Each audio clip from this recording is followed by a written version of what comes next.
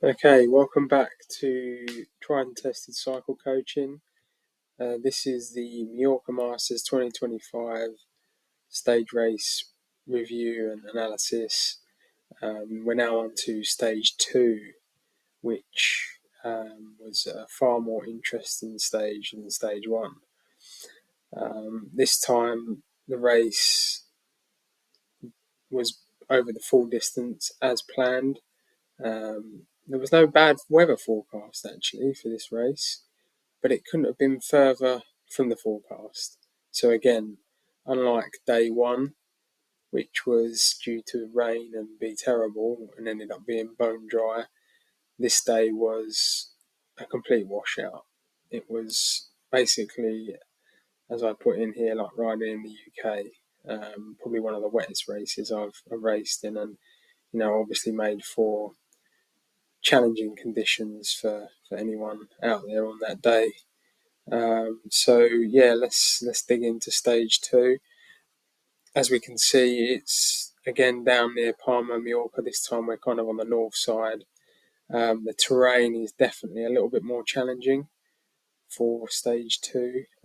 3 kind of notable climbs. I mean, this first one probably wasn't really a climb. It was more of just a long drag on a main bit of road, but it was, it was still going uphill, so made for a bit of a challenge for some of the riders.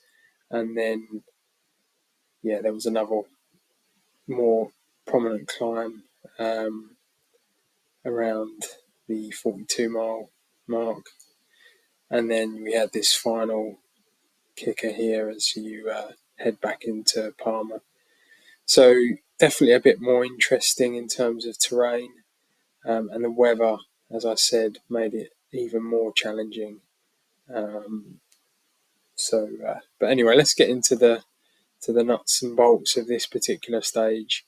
As you can see, not a bad result for me. Ended up coming fourth on this stage. And obviously in the narrative here, you can see I attacked after 30 miles. But leading into that, the race started and it was glorious sunshine, really nice weather. And we'd already seen the 50s and 60s finish their race. Big shout out to Chris Mack on a great win during that stage in the 50s, 60s. I think he had about a minute and a half at the end of that, so really good ride by him. But we was really looking forward to another dry stage, but this time full distance. A bit more attritional when you're racing over 60 odd miles as opposed to 30. So the race started bone dry. Neutralise was fine coming through Palma. All the locals obviously really annoyed that we were holding up their lunchtime, but anyway, surely they're used to it by now. This race happens every year in October, so they must know it's coming.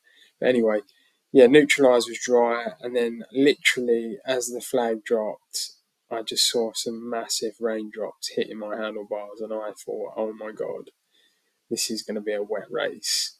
So within a few minutes, we're on wet roads, you've got brake discs squealing, you've got people snatching their brakes. It was clear there was a lot of nervous riders in that bunch. A lot of people taking the roundabouts gingerly, and quite rightly so. But I actually feel like I race well in bad conditions because I'm an attacking rider, and I like to get away. So if the weather's bad and you time it well, more often than not, if you can get in a small group, generally you can stay away, especially on this terrain where it's a little bit more grippy. So the race started, was pretty wet after a while. It was on and off, to be fair. It wasn't completely wet initially. We would be wet roads and then it would be a little bit dry. So it was heavy localized showers. But the second half of the race, by the time we came back into Palma, there was literally rivers running across the road. So I was glad to be away with just a very small number of riders towards the finish. But Yeah, so me and my teammate Charlie, I think he'd didn't done this stage the year before. Actually, I didn't do it. I've never ridden on this particular stage, but he'd already called out how the previous year had played out, and I think from memory he did say a break went early on this bit of road, and they weren't to be seen again. I think they might have got pulled back actually, but then I think a final group did get away. But for me, I was conscious of this point here. I thought there could be some separation here. So both me and Charlie really did hit it hard up this climb. Well, I say climb up this gradient. We were right at the front, really pushing on the pedals. There was quite a few other riders with the same idea, to be fair. So I think we just ended up neutralising each other. Um, but I knew that there was this sharp turn coming up here, and I, funny, a lot of people don't tend to attack on a fast bit of road like this. But I knew that we were coming off a main road, and it was going to be probably quite twisty. So you can kind of get out of sight, if you like, from the main peloton. So I made sure I was literally the first rider going through this junction. So let's just zoom in a bit here so you can see what I'm talking about. So you can see it's a it's literally a 45-degree bend. You're literally gonna, sorry, or 90 degrees, should I say? So you're literally gonna, sharp right hand turn, and then it went up. I think a small. It was a small incline, but nothing hilly. But the fact that you're going around this corner slows everything down. So if you're first into it, you're already going to get a few bike lanes. But then this road did sort of, it was quite quick coming down here, and it was twisty. I mean, this doesn't really do it justice, but it was quite twisty through here. So I had a good few bike lanes, and then a few other riders did follow me. And before long, we did have like 15, 20 seconds on the main group. So I think if I look at the numbers, you'll see that where I did hit it quite hard. Oh yeah, so we hit it hard up here. This is where me and Charlie are on the pedals, as was probably half the bunch. But then, come off a little bit, this fast running. But then as soon as we get round that corner, I'm then back on it. So this effort here, this was to establish the move. So 322 MP, just over 300 watts, 28.5 mile an hour. So, through twisty bits of road, and now the roads are pretty wet. So, through here, this is where we established a good break. And, I was really on the gas. Whenever I was coming through on my turn, I was hitting pretty big, well, for me anyway, pretty decent numbers. You can see the speeds as well. We were, well over 30 mile an hour in some cases. So yeah, we had a committee group. There was four of us, I think. Initially there was five. One dropped off quite early, and then there was four. So we were working quite well together. Although I will say I was doing the lion's share of the work, which did kind of take its toll as we reached the end of the stage. But I'll come back onto that in a minute. So yeah, we've established a nice gap. We're getting, I think it was about a minute. Well, we're being told it was about a minute from the motorbike riders. So yeah, we continue to press on, and then before long, so let's just refresh that. We're onto this nice descent here. So there's a bit of recovery now down this fast bit of road, which was quite welcome actually. Get some nutrition in, snatch a gel and that, because we know there's a climb coming.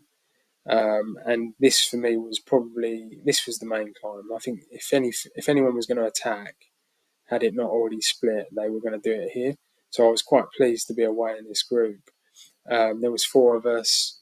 You can see here I go quite deep. I'm depleting the anaerobic reserves. I mean, I don't know what it was. This was probably my best 5 minutes. It was probably here. So yeah, 1:35. We just drill into that. Is it going to work? No, it's not doing it. Screen's froze. How annoying. But anyway, yeah. So big effort up the climb. What did I average? It's 10 minutes straight. That's not the entire climb, I don't think, because it was only about a 5 minute effort. So I reckon that was it. Around 1.5 hours, 375. Yeah, so that is it there. Anyway, at that point, 4 becomes 2. So me and one other, we separate from the other 2 riders. They just can't keep up the climb, and we then press on our own.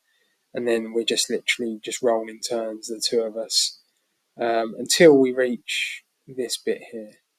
So we're on this draggy bit of road, and by this time, I only had 1 gel actually, so this is a real schoolboy error actually. Funny enough, before the race, I said to my teammate Charlie, I've got to go back to the car and get a gel because I haven't got one. But luckily, he'd already given me 1 gel. The race was about to start.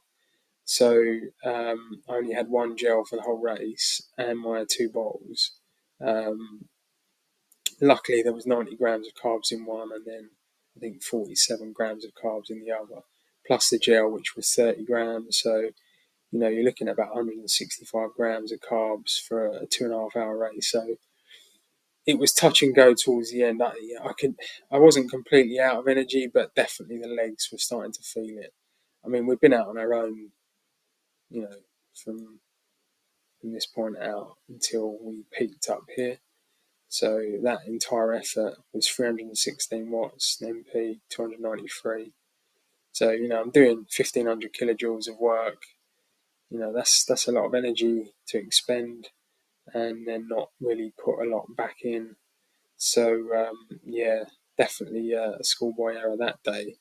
But I don't know whether it would have made much difference if I had another gel or 2. But who knows? But anyway, me and this other guy were away climbing this final hill, if you like, here. And then we get caught by 3 other riders who clearly have fresher legs. One in particular really punches it over the climb. And I just don't have the legs to follow. So then we've got 2 up the road in front, and then 3 of us just lagging sort of 10-15 seconds behind. I'm not sure where the main bunch is at this time, but I'm guessing they're a good minute or 2 down the road still. So this fast running here was really wet, as I said before. There was rivers running across the road, so some of these bends you had to take very carefully. But luckily, I could feel the rear wheel going out on a couple of them, but luckily kept it upright all the way to the finish. But yeah, so ended up coming 4th on this stage. Didn't really have a lot for the finish. To be honest, at this stage, I was just happy to finish in one piece, given the weather that we'd encountered.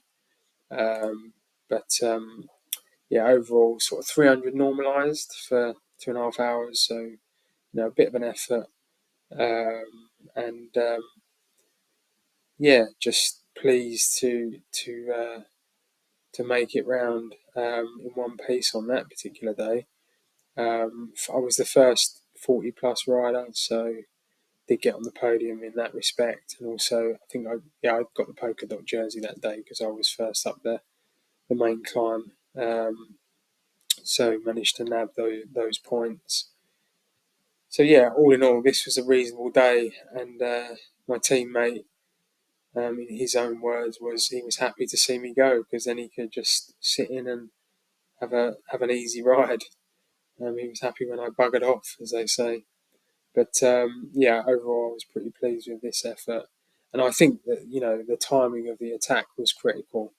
Probably a bit earlier than most people would decide to go, but I think given the conditions and the terrain, I think it worked out pretty well. So yeah, in the end, I came fourth, as I said, in 2 hours and I think 26 it says there, which meant on GC I was now fourth overall, which is around 18 seconds off of Juan Antonio. So all to play for stage 3. So yeah, stage 3 to follow, the Queen stage, and probably for me the best stage of the whole stage race. Anyway, cheers.